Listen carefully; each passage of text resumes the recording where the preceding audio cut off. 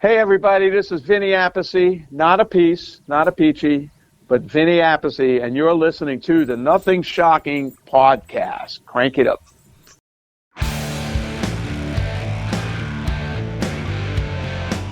Want to know what's going on in the world of music? Then tune in to the Nothing Shocking podcast, a non-genre based, all-ages friendly rock and roll program.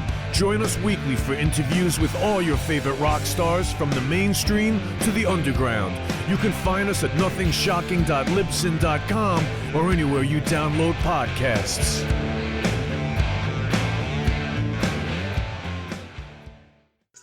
We're putting the band back together. The numbers all go to 11. I'm talking about bands that rock. Led Zeppelin. What about Sabbath? AC/DC. Motorhead. Does that mean it's louder? Isn't it any louder? Well, it's one louder, isn't it? We're not worthy. We're not worthy. Why don't you just make 10 louder and make 10 be the top number and make that a little louder? These go to 11. I get up off the ground and raise my head. Days like this, think I should be dead. One for Satan, two for me. Let's cheat the devil, it's fun, don't you agree? Welcome to the Nothing Shocking podcast. I'm your co-host, Jeff Untied, and with me in Dog Bowl Studios is Coach Nez. You can find the Nothing Shocking podcast on Libsyn or any podcatchers. Like our Facebook page or follow us on Twitter at NoShockPod. You can also find the Nothing Shocking podcast on Rock Rage Radio every Sunday morning at 7 a.m. Central Time. Our sponsor is Ragged Records, located in downtown Rock Island, Illinois, and downtown Davenport, Iowa.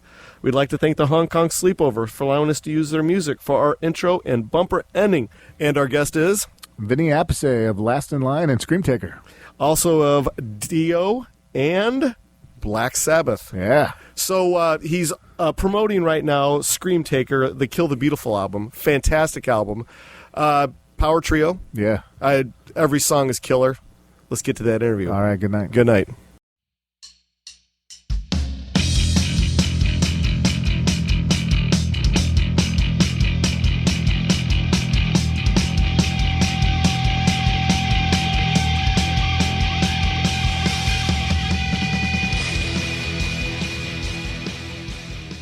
Vinny, welcome to the Nothing Shocking podcast. I'd like to introduce you, my co-host, Jeff Untied. Vinny, thanks for joining us tonight.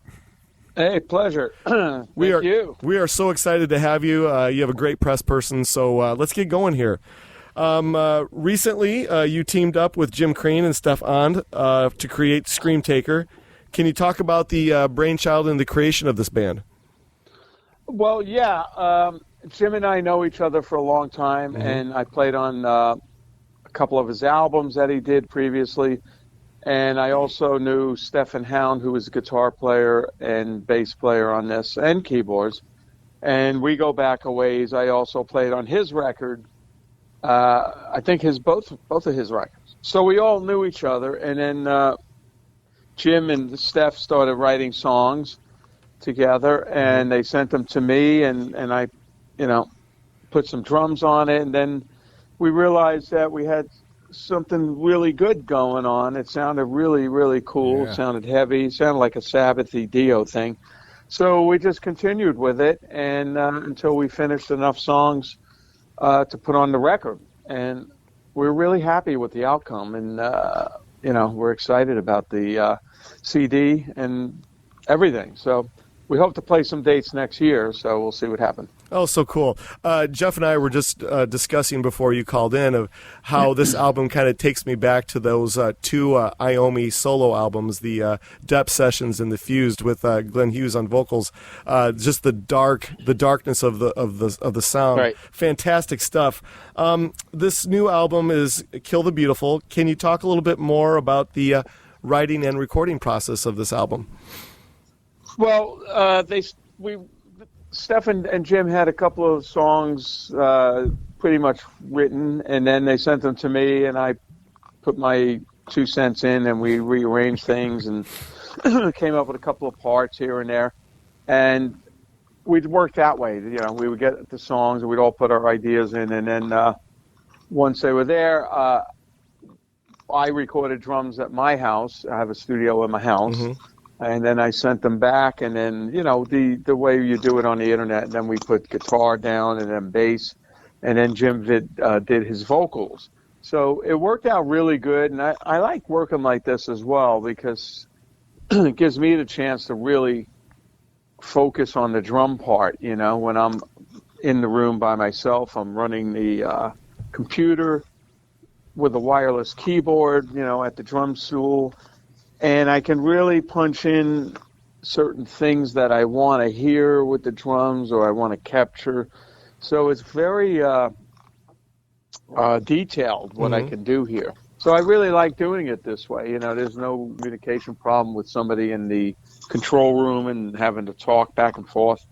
I just listen to what I do, and then I go, I want to change that, and I'm able to fix the things I want to fix or punch in different parts and stuff. So, and that's the way we all did it. And then we just made comments when we heard it as to any ideas or thoughts to make it, better. So it worked out great. Really, really good. Fantastic. Yeah. How many songs total did you record for this album? I know it's got 12 on the album, but is there any extra tracks? No. There's never any extra tracks. Actually, all my whole career, there's never been extra tracks. We did with Dio and Sabbath. We never did an extra track. We just did what we had time for, which was luckily what was required, and we never put down extra things, which is a shame. It would have been cool to have some extra songs, especially with Sabbath and Dio, and then have something that can be put out for people to hear and stuff. So very good. Large question here. With the majority of Kill the Beautiful being recorded during the COVID pandemic, did you feel as though the pandemic rejuvenated you, maybe built your creativity up with all this downtime that we've had? How did you approach recording this album during the pandemic? Well, that's a good question because as bad as the pandemic was, it actually sparked some new ideas from people. That you could see things on the internet that people were doing, some musicians and stars, putting out almost like home videos of playing guitars and singing, and it was pretty cool. And so this kept me kind of busy during the pandemic as we put these songs together, putting the drums down, and it kept me very busy and it kept me in shape. And then that spawned with my drum company, which is called Sawtooth. It's a fairly new drum company. They wanted me to do a drum stream every Tuesday, so I agreed to that. I thought that was a great idea. So I got it to where I got a great drum sound. It's on Facebook every week at 4 p.m. Pacific time. It's just Vinny Appice Official. And it's wound up being, instead of a couple of months, I'm going on over 2 years now. Oh, wow. And it's been, it's been cool. It's a lot of fun. What I do is I play to some music. Some of it is Scream Taker and different things I've done. And then I tell some stories over the years, things, backstage stories and things like that. I'll teach a little bit, and then have my girlfriend come in and read me the questions. Her name is La La Lollipop on the show, and she reads me the questions because I can't see them. The screen's too far away, and I'll answer questions, and it's cool. It turned out to be a fun show. We got a little bit of lighting and a really good drum sound. The drum sound kick ass. So that was important. Oh, fantastic. So and then it also spawned another show. Carmine and my brother Carmine and I did, called Hanging and Banging with Ron Onesti from, he's the Chicago promoter who owns the theaters there. So the Okada Theater and the what's the other one? The Mills Theater. So that became something to do too. We used to do that on Thursday nights. So the pandemic actually made people think out of the box and come up with ideas to keep the music flowing and entertainment going and express your your musical abilities, I guess, you know. With that being said, do you feel as though that the COVID pandemic will give rock and roll a renaissance of sorts, with, you know, rock and roll not being at the top of the pop culture charts anymore? Do you feel what do you mean? Well, unfortunately, it is what it is. And it's not like the forefront of young people's popular culture's choice. But do you feel changes. Do you feel as though that the COVID lockdown will give rock and roll that punch in the gut to get it back up to where it's supposed to be in the top of popular culture? Well, I think as soon as it started to lift, people were dying to go to shows. Yeah. I shouldn't use the word dying with the pandemic, should I? Sorry. Anyway, people were really looking forward to going to shows, and, you know, people were sick of being in the house. They were sick of not seeing live bands and all that, and then that made it a bit stronger.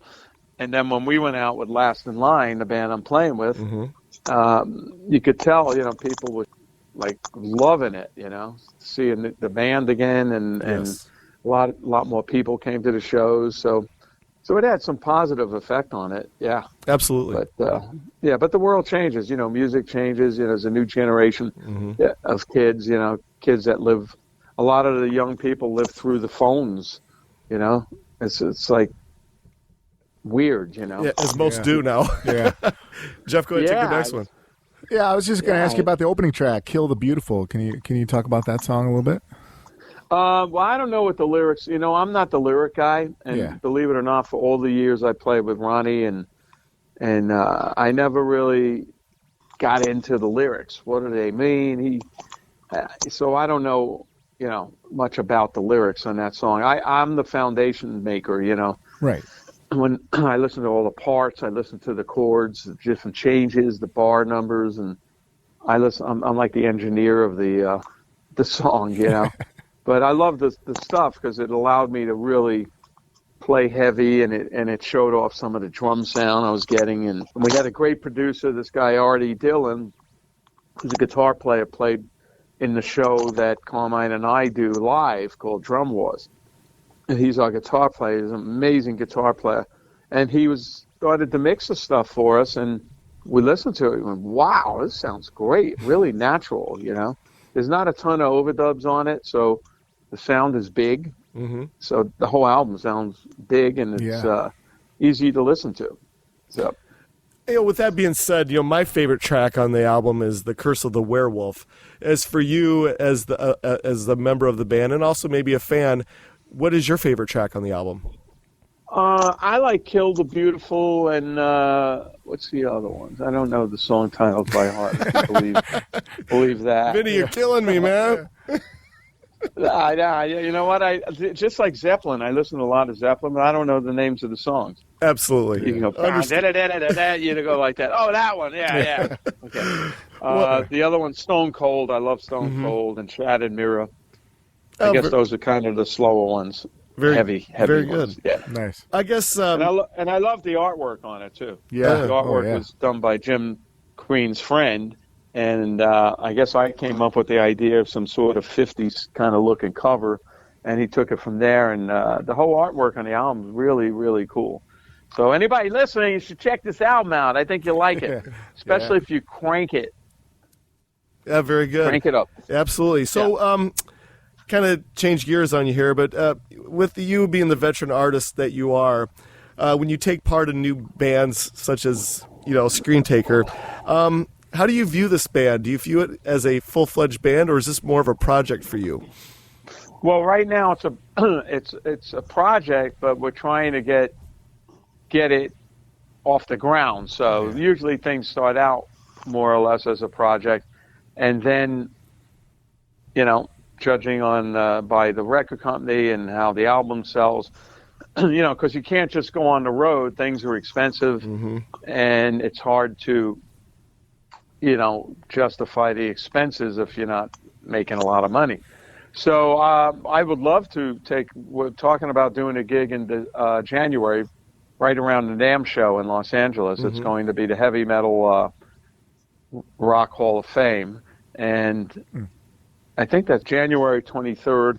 and we might back up Lou Graham's going to be inducted, so we might do a thing with Lou. Cool. And then do our own stuff. So we'll see what happens, but it's got to build. It's got a slow build. Sure. Oh, so there's a video for Stone Cold. Can you talk a little bit about the making of that video, or are you guys going to plan to make any more for any of the other tracks? Yeah. Well, that video was funny because it's like a really bad B or C horror movie. It's really bad, but it's so bad that it's great. Yes. It's cool.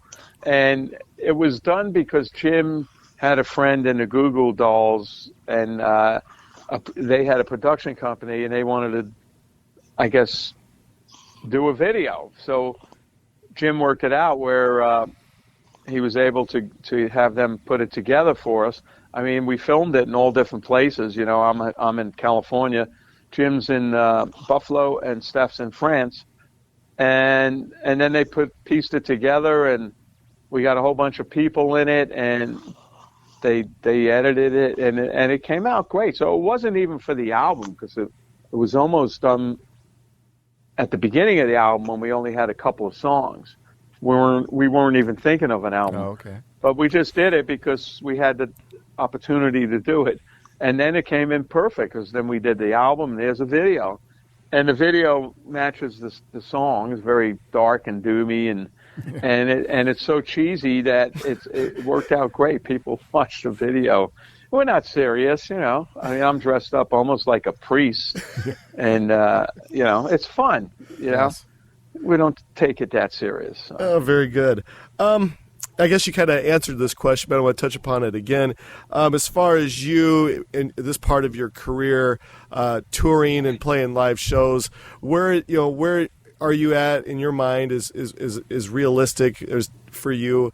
Do you still like getting on the road the old-fashioned way and getting into a tour bus, or do you prefer those fly-out dates, or are you in summer festival mode? How does it work for you now these days? Well, with Last in Line, that's my touring band, obviously, and that's with Vivian Campbell on guitar and Phil Soussan on bass and Andy Freeman on vocal. We got our third album coming out next year. We just released an EP. We travel with a Sprinter van, and with the Sprinter van, we're able to put all our gear in the back and merch and the whole thing, and we all fit comfortably in the van. It's got captain's chairs and stuff. So we do that because we prefer to play on our own equipment. Mm-hmm. If you do flyouts, you're having to use whatever they provide, and usually it's not very good. Especially me, I like to beat the shit out of the drums. And, I get there and his fucking skin's all dented in, and I'm not going to be happy, And Viv has a sound with his amps that he likes, and Phil the same way. And when we play, we sound the same. We got our sound everywhere we go. So there might be times where we might have to do flyouts here and there, but I prefer bringing our gear, I don't mind tour buses, and, I still got the fire in me. I'm still ready to go. So I've been doing this all my life, Sure. So, and once you get on stage, that's the payoff, For sure. That's the thing. I mean, traveling by airplane now sucks. Mm-hmm. All the shit you got to go through, and you can't bring, too many bags. You can't. You got to watch the weight limit. You've got a middle seat on the plane sometimes, and I don't sit in the middle anyway. But that travel's become. My friend Eric from Warrant, guitar player Eric, he said, "We all get paid to travel. We play the music for free, because that's the fun part." Yeah. Traveling, the pain in the ass, Exactly. Well, I mean, to piggyback off that last question, gear goes for you. Can you talk a little bit about the gear that you use in the studio opposed to the gear that you take on the road with you?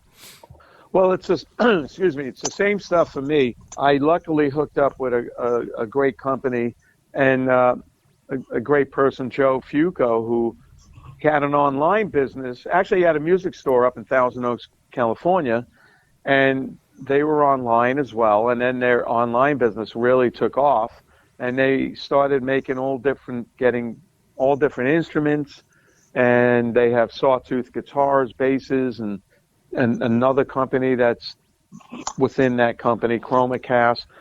They make everything now. And luckily I hooked up with them about 7 years ago, and I'm really taken care of well by the company. They promote me, and they sponsor this show I do every week on Tuesday at 4 p.m. Pacific time, don't forget. And the drums are fantastic. They started out with a cheaper set called a Command Series, and it was made of poplar wood. And it was like, before the pandemic, the prices were like $400 for a whole set. Oh, wow. You know? Yeah. 2 or 3 toms, bass drum, snare drum. It's incredible. So I started using those, a little bigger setup, and I got them to sound great. The drums sound great. You got, put some heads on them and tune them. And then finally, about 2 years ago, Joe came up with an hickory set of drums. That's 6-ply of pure hickory. This is the more expensive drums. All stainless steel hardware. They're black, and my drums are this browny, black, purpley, evil, flat color. Very low sheen with black hardware. It looks fantastic. And they sound incredible. So I use these drums on the road now, both East Coast and West Coast. I got a set on the West Coast, and I got a set on the East Coast. And I record with them, and that's what I used on this album that you hear, are these drums. So it's a great company, Sawtooth Drums, and the ChromaCast is the sister company. They make all the hardware and foot pedals and stuff. So I'm really happy. It's one of the best companies I've been with ever. Oh, so cool. And it takes a beating. Well, yeah, we were just recently talking to Doug Cosmo Clifford, and he was talking about how of CCR, and he was talking about breaking cymbals a lot. Have you ever had that experience where you're out, playing in a live show and something breaks? Yeah, I broke a lot of cymbals here and there, but Carmine and I were with Sabian originally in the 80s for a long time. And then, I don't know, things changed. So we went over to a couple of different companies, and they were good as well. They made good cymbals, but it tended to break more often. So about 3 or 4 years ago, we went back to Sabian. And I got to say, I'm using the AA medium cymbals, and I'm beating the living shit out of these cymbals live and in my house, in the studio. I haven't cracked one. I haven't broken one. No, they're indestructible. And they're loud because we play loud. And I can hear these cymbal crashes over the 2 stacks, not 2 stacks, but Vivian used two 4x4s. Angle, 2 heads, and Phil uses an SPT. And say it, I can't talk today. So these cymbals are amazing. So I haven't broken one yet. Oh, awesome. So cool. And they sound great. Great sound. Oh, so cool. I really want to take this a different direction, just ever so briefly. Some of our listeners might not realize your workings with John Lennon in your early days. Can you kind of talk about that story real quickly? No, because they'll sue me. Okay, I guess we'll... No, I'm kidding. No. What happened was the band I was playing with when I was 16 years old in Brooklyn, there was a 9-piece band, 4 horn players. And we got managed by the Record Plant Studios in New York City. And they gave us a room to rehearse in New York City on 44th Street for free. We had our own room. And we were up there every night and rehearse and write songs. And then we go down and record with Jimmy Iovine. Mm-hmm. He was like a producer. And, we were all good friends. And he was producing John Lennon.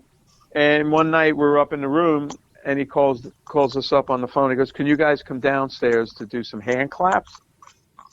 Yeah, we'll be right down, because we were on the 10th floor, I think. And back then they didn't have computers, and you download hand claps now on the internet, and they didn't have that. Mm-hmm. So we went down, we walk in the room, and we see John Lennon in the control, and we go, "Holy shit." God, John Lennon, oh my God. So we go in the room and we put the headphones on, and he starts talking to us. And now you're hearing his voice that you've heard over all these years in your ears. Yeah. He's talking to me and the rest of the band. So it was a pretty amazing experience. So we did hand claps on the song, Whatever Gets You Through the Night. And afterward, we went and met him in the control room, and we didn't do a fanboy thing, even though we should have and wanted to. Yeah. But we were real cool. Hey, nice, John. Well, what? Thank you. Well, whatever. And then we left, went up to the room, and a couple of days later, we're rehearsing upstairs, and then comes John. He wanted to hear us. He comes in, sits on the step, and I remember I'm playing, and there John Lennon walks in, and like the muscles in my arms cramped. Yeah. For the first time ever. Oh, holy shit. So then he used to come up and hang out with us. I smoked a bunch of joints with him, and, we played pool with him. There was a pool room. And we never really bothered him with pictures and autographs. I wish I did, because I don't have his autograph. Yeah. So he wound up doing 3 videos at the record plant, and he used us in the video. So we're in the video, and then he produced a singer for record plant. And we did 9 songs with her singing and John producing. So we worked with him as a producer. And then he asked us to do this live gig at the New York Hilton. It was broadcast on TV, 1975. Nice. And so we did this live gig with him. We played Imagine, Slippin' and Slidin', and Stand By Me. And that I found out like not so long ago, maybe the last 5 years, that in a magazine, a Guitar Aficionado magazine, on the back was a page, big page with a big picture of John and us, the band. Oh, wow. And I read it, and it mentions my name because I was more known than the rest of the band. It just mentions me and John. And then it said this was his last live appearance. And I almost fell on the floor. I went, what? Whoa. I played a kid from Brooklyn who left school, played his last live appearance. Holy shit. It was unbelievable. Yeah. So that's how we got involved with John. Then I found out later on that he was thinking of using us as his next band, because we were a good band. We had 4 horn players, man. It was tight, really good band. So we would have been perfect for him. That is an amazing story. Jeff, do you have any questions left? Just you kind of mentioned Last in Line a couple times, and you did mention you got a new album coming out next year. Is there anything you can give us? We got an EP that just came out. We actually did a cover of A Day in the Life. Day in the Life. The Beatles song. And it's a little twist on that version, and that was doing well. And the rest of the EP, there was a new song and 2 live songs from Europe that we did. And the album is coming out in March, I think March 31st. Nice. On Ear Music. It's a German label. They're really, really good label, actually planning stuff around this. And then we're going to do some dates around that time as well. Go out and do, some gigs and promote the album and see what we got to work around Def Leppard's schedule, because, they're going to go out again with the big tour. So things are good, Last in Line's great. It's a great band. Yes. We have a lot of fun on stage, off stage. And that's when it's cool. When it's no fun anymore, then it becomes a job. So I'm still having fun, luckily. Awesome. Nice. All right, so one last question, and we'll leave you alone for the evening. I ask this to all of our guests. The mystery of rock and roll. With the dawning of the internet and social media, it kind of took the mystery out of rock and roll. You've been a big part of the mystery of rock and roll with some of the bands that you were in early in your day. And if we didn't have the internet, we wouldn't be doing this with you right now. But you, as the artist and the fan, what do you prefer? Do you prefer the mystique and the mystery, or do you like this accessibility now? You know what? I would split that down in the middle, because the accessibility is really something that's instant, and people get to see things and hear things that you normally wouldn't hear so quickly. But a good example of the old school kind of thing was you used to go to the record store and buy an album. Mm-hmm. And on that album, the front cover was like the artwork, and it was big. You could see it. And then you turn it over, or you read the notes in there, and it always said recorded at this studio and using AKG mics. And that stuff, as a musician growing up, it's very interesting, Yeah. It makes you wonder, wow, I wonder what that studio's like, and this, and there was so many things you could see on an album. Now people download stuff, you don't get any information. No. You're lucky if you see the cover. So, and then also the albums, the stuff we did in the 80s and the 90s, the albums were in a certain sequence that the band decided on, thought that's a good flow for the album. Like Holy Diver, it opened up with Stand Up and Shout, just a burner. But now people can create their own sequence of songs, if they download the album. So it's got good and bad to it, Not bad, but ups and downs. Well, I don't know what you want to call it, but it's good on both sides. Let's be positive. Yeah, very good. Before we let you go for the evening, is there anything that we left off that you would like to plug or promote? Well, I'm going to be doing, not this weekend, next weekend, I'm doing an event in Trenton, New Jersey. It's called the Punk Rock, what is it? Revival event? I don't know. But it's going to be in Trenton, New Jersey. You can find it on the internet or on my Facebook page. And then the week after, I'm doing the Terra Fest in Conroe, Texas. That's the following weekend after, what's that, the 16th or something? And I'll be doing autographs and pictures and all that stuff. And I really enjoy doing that stuff. I get to meet the fans. I get to, it's more of a relaxed atmosphere. You can talk, and it's not like a gig where everything's pressed for time and different things like that. So I'll be at those two events, and then upcoming in March, I'm also doing a rock fantasy camp. Oh my God, I'm thinking. And that's my brother Carmine's going to be doing it too. So we're going to have a lot of fun with that. Yeah. So check out Rock Fantasy Camp as well, and check out the Last in Line EP. So I got a lot of things going on with. I really like doing, and I really appreciate everybody still listening to me. Yeah. Absolutely. I think they'd be deaf by now. Well, this is how things are going to work. We're about 2 weeks behind on our episodes, but this should be released in about two weeks, and we'll get it to your press people immediately. And I can send it to you as well if you'd like. Sure, you could do that. All right. That's fine. I'll do that as well. This is Vinny Appice. Appice. Sorry. Don't forget, Carmine's Appice. Yeah. Appice. And how does that work? I know. I was joking about that earlier when we were talking about your album that you did with him and a brother. I'm like, well, how do you pronounce the album name? Well, what happened, Carmine used to say Appice. That's what my father said. Yeah. And in the Vanilla Fudge is an album, a live album, and they did solos on the record. And after his solo, Tim Bogert, the bassist, said, Carmine Appice on the drums. So it's living proof that he did say that. Then when he played with Rod Stewart, Rod asked Carmine, he goes, how do you pronounce your name? I get all these pronunciations, Appice, Appice, Apache, whatever. So Carmine decided on Appice. All right, and that was like in 1975, 76. So I was just getting going, and I said, I don't like Appice. Sounds like a piece of pizza or a piece of cake or something. So I'm sticking with Appice. And ever since then, we've had two pronunciations of the name, and it's been talked about all these years. It's pretty funny. Yeah, so cool. And then we have an older brother. Luckily, he doesn't play because he says a peach, the Italian way. So it's a damn confusing mess.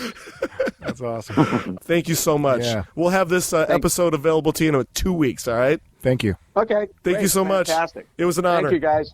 Have a great holiday. Take care. You too. Bye-bye. Bye-bye.